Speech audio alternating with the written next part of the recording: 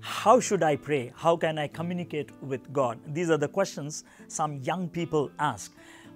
For them, I would like to give a very funny illustration. There was an young boy who came to know the Lord personally, and he went to his pastor and he asked his pastor, "Pastor, can you teach me how to pray?" The pastor looked at the young guy and he said, "Do you know how to swim?"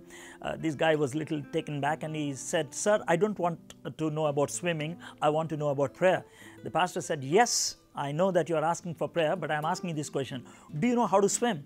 And this guy said, "I don't know." Then the pastor said, "Well, we are going to meet at the lake in the evening at 6 o'clock. This guy has no other go. He went with the pastor at 6 o'clock. The pastor again asked him, "Do you know how to swim?"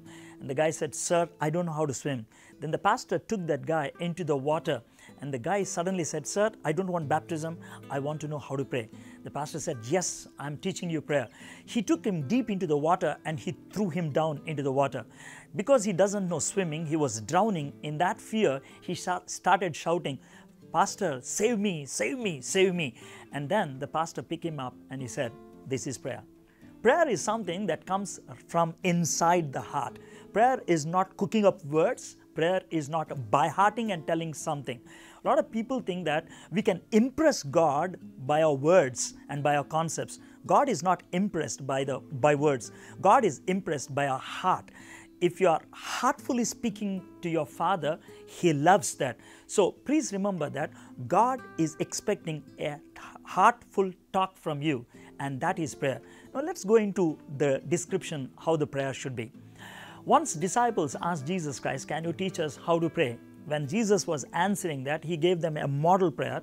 In that model prayer, He gave us the concepts that should be in prayer. When you go to God, you worship God. You thank God for what He has done unto your life.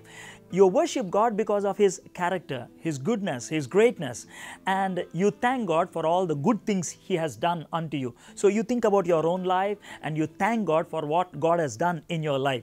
And then comes the supplication part, where you ask God what your heart is desiring, what you want to do. You seek His help, and this is how you pray. And when you pray, remember, you have to do a heartful talk, and your prayer can be very, very meaningful if you can club it with the Word of God. Because when you read the Word of God, you will know the character of God, the greatness of God, and what God can do to you.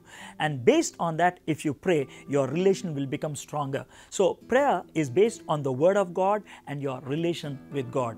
May God give you that spirit of prayer.